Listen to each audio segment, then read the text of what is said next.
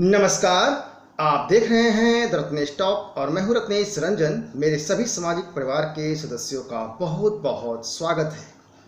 क्या दाढ़ी रखने वाले या टोपी पहनने वाले को भारतीय नहीं कहा जा सकता है, भारतीय नहीं माना जाना चाहिए?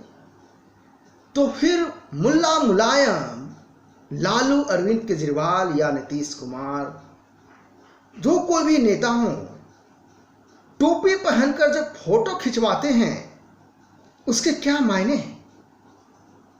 क्या अब इस तरह के पोशाक वाले को भारतीय नहीं माना जाएगा? देश भर में इस पर क्या विश्लेषण नहीं होना चाहिए? क्या विचार विमर्श नहीं होना चाहिए कि आखिर डर का माहौल कहाँ है, कितना है और डर का माहौल कौन बना रहा है?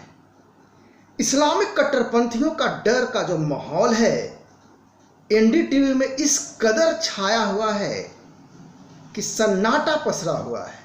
ऐसा सन्नाटा कि एक गंभीर मामले में नामजद शर्जील इमाम, अलीगढ़ मुस्लिम यूनिवर्सिटी विश्वविद्यालय के पूर्व छात्र संघ अध्यक्ष शर्जील इमाम ने धमकाया, तो असली वाला जो डर का माहौल है वह एनडीटीवी को समझ में आया।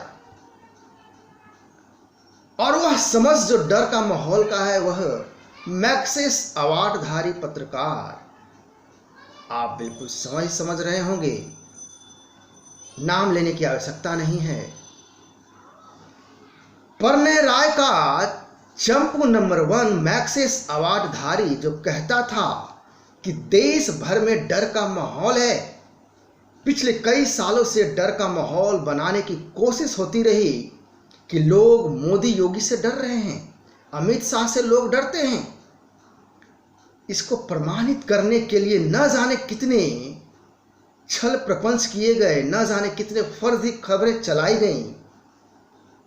चाहे वह जज लोया का केस हो, चाहे वो इशरत जहां का केस हो, चाहे वो सोहराबुद्दीन एनकाउंटर का केस हो, फर्जीवाड़ा इस कदर कि देश के गृह मंत्री के खिलाफ खबर फैलाया गया।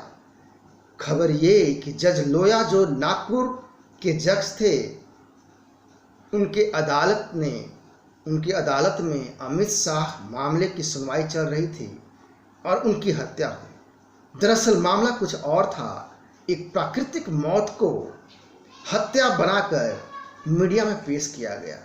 इसी ढंग से इशरत जहां का मामला हो या फिर सोहराबुद्दीन एनकाउंटर केस का मामला हो, इन सभी मामलों में डर का माहौल बनाने का, फैलाने का काम किया गया।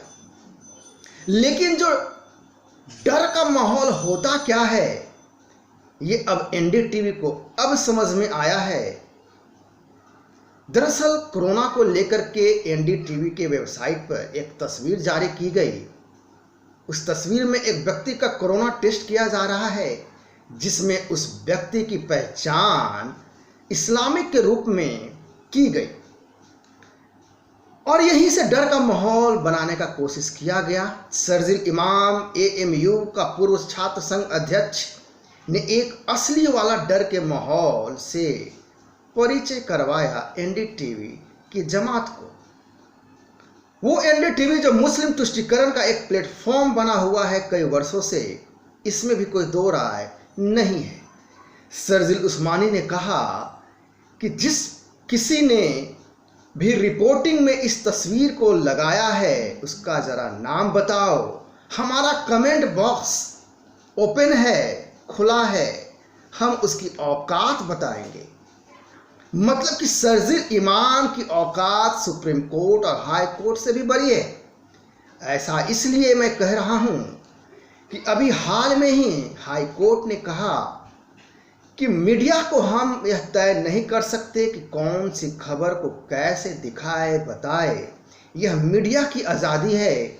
यह मामला था शिल्पा शेट्टी के पति को लेकर के दिखाए जा रहे खबरों के संबंध में, और उसी खबर के संबंध में शिल्पा शेट्टी हाई कोर्ट गई और हाई कोर्ट ने यह फैसला सुनाया। लेकिन गौर करने लायक बात यह है कि शर्जील उस्मानी एनडीटीवी से पूछ रहा है कि कौन है जो उस शख्स का नाम बताए जो तस्वीर में मुस्लिम को दिखाने की हिम्मत करी है। एनडीटीवी इंग्लिश चैनल की मैनेजिंग एडिटर ने थोड़ी हिम्मत दिखाते हुए शर्जील उस्मानी के ट्वीट को रिट्वीट करते हुए कहा कि I can only see on Indian talking और taking a corona test in this picture. Stop trying to immediate our team with your agenda. लेकिन बाद में इस ट्वीट को डिलीट किया गया। इस ट्वीट में एनडीटीवी इंग्लिश चैनल की जो मैनेजिंग डायरेक्टर है वो जो हिम्मत दिखाई वो हिम्मत टूट गया। चूंकि ये जो प्लेटफॉर्म है मुस्लिम तुष्टीकरण का है और मुस्लिमों के खिलाफ आवाज नहीं उठ सकती है इस चैनल से, कभी नहीं। और यही वजह रहा कि ट्वीट को डिलीट किया गया। और फिर मैक्सिस अवार्डधारी पत्रकार डर का माहौल सामने आया। वाकई में सबको पता चला कि डर का माहौल होता क्या है। वो असली वाला डर का माहौल, वो फर्जी खबर वाले की तरह, फर्जीवारे खबर की तरह फर्जी वाला डर का माहौल नहीं, असली वाले डर का माहौल,